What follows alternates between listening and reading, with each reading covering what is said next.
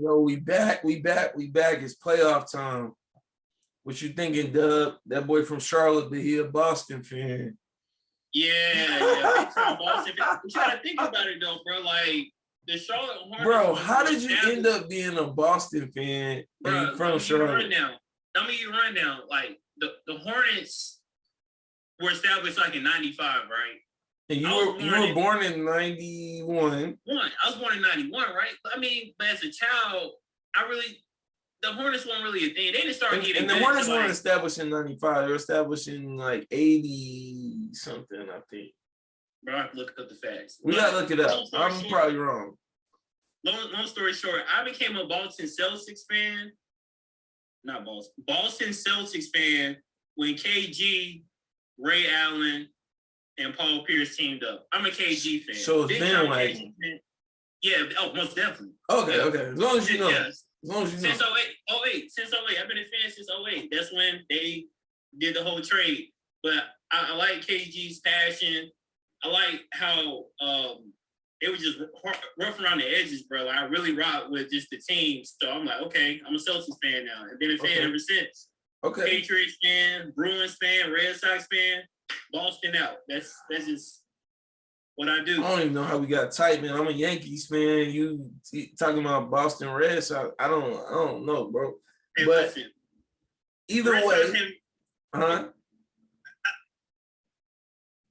like David Ortiz. Like, okay. He's one of the reasons why I like the Red Sox. You know what I'm saying? Like his swag, he had the chains and stuff. Like, just the swag. You know what I'm saying? So I got you. So either way, here we are. You a Boston fan. Your boys have forced a game 7. The crazy thing is the series should already be over. Y'all done gave up 2 games within the last minute of the game. But here y'all are. Game 6 was crazy. I mean, down to the wire. The other JT, I mean, my boy JT, I mean, that Duke product. Yes, that's the one thing we can't agree on is the Duke Blue Devils. Yep. Shout out Coach K in their retirement. But your boys forced game 7. How they did it, I don't know. But your boy Jay Tatum had 46, 9, and 4. He put the team on his back. I mean, at the beginning of the season, man, it was rough. I mean, we were a few games under 500 before the All-Star break, and then something just clicked. And then we just had the best record for the remaining after All-Star break in the entire NBA history. So I knew transitioning into the playoffs, like, we were gonna make some noise. But I was really scared about that first round matchup, the Nets versus the Nets, and KD, Kyrie, and possibly Ben Simmons if he was healthy. But the guy had back problems, so it all worked out in our favor. So we swept their ass. But with the Bucks and Celtics, man, I think the matchup is very intriguing because our team, we have really good size and length, and the Bucks are a pretty big team as well. So Giannis dropped a 46 piece on them last night. Then he had 20 rebounds. So when you really talk about this matchup, man, it's really Jason Tatum versus Giannis, right? In the supporting cast. Now, yeah, and Giannis actually had 44. Oh yeah, 44. Tatum had 46. But okay, yeah, hey, 44 and 20 is crazy though. Yeah, that's crazy. 44 and 20 is crazy. Honestly, man, people like to say that Jokic is like the best player in the NBA because he won the MVP, and then you got Embiid. I think by far Giannis is the most dominant player in the game to this point. He's the most valuable player at this point in time in the NBA. He's better than KD. He's better than LeBron. He's better than Jokic. He's better than Embiid. I don't think anybody's better than him. It's tough because his game isn't pretty. It's tough when it's not poetry. I think we're so used to poetry and motion, or I am, that like watching Giannis play and just being longer than everybody, just coming in the lane, dunking. It gets the job done for sure, but it's not like as artful as I'm used to. So it's hard for me to argue that he's not the most dominant player, but I got some other players that I feel like are up there. Now, with Jokic, I don't want to divert too far from Celtics Bucks, but with Jokic, I think Jokic doesn't get a lot of credit because, again, his game is like, he doesn't look like the most athletic guy. He's a big dude. but he's a great, very skilled passer. He rebounds, you know what I'm saying, and he can score from any level, all three levels on the court. So it's hard for me to say that Jokic doesn't deserve the MVP. He did his thing. But back to the Celtics Bucks. We got game 7 coming up. My pick. So the line is 206.5. We got, Boston -5, and then money line, Boston -210. I'm going with the Celtics to win.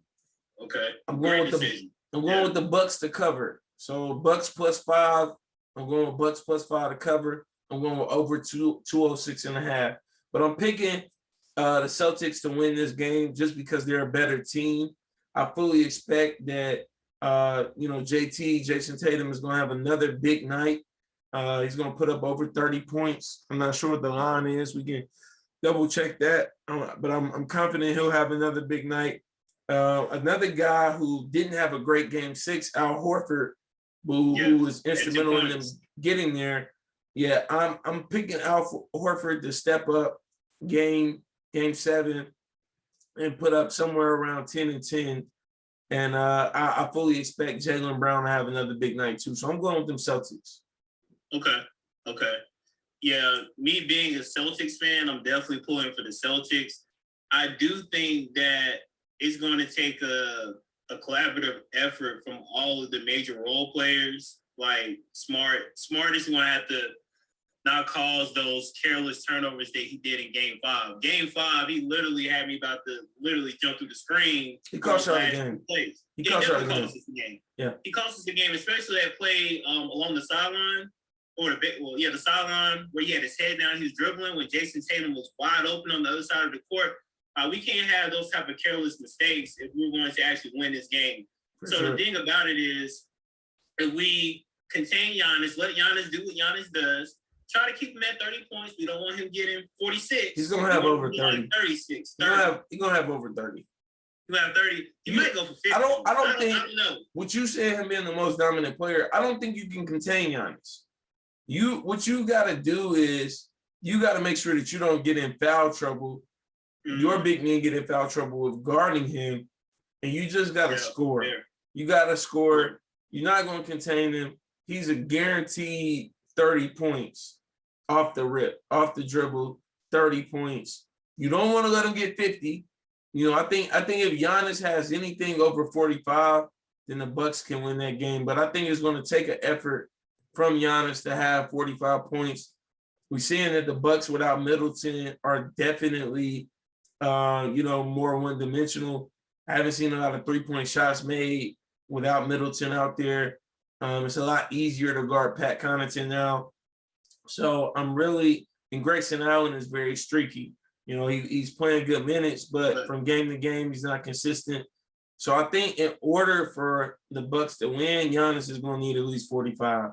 And as you can see, 44 just quite wasn't enough. Right. I'll say this. That's right. He had 44. Tatum had 46.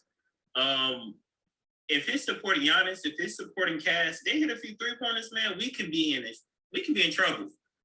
I think so, but, specifically, the Bucks shot 24% from 3. They went 7 of 29 from 3. You're not winning a game against this Celtics team shooting 24% from 3. And on the other hand, the Celtics shot 39% from 3. So they had a great night, 17 of 43.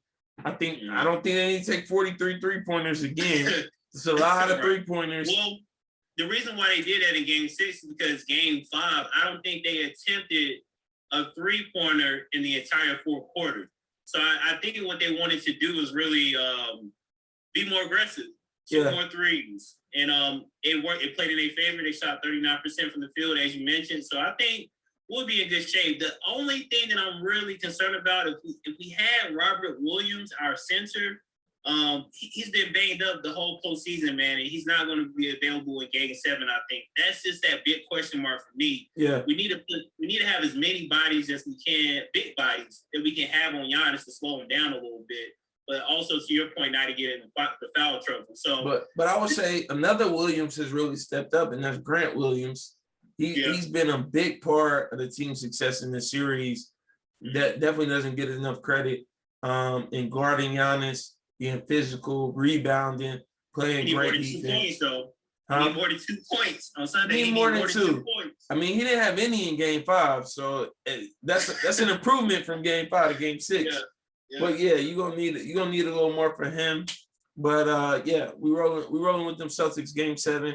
So lock in your picks. Like I said, Bucks +5, Celtics to win it outright, over 206.5.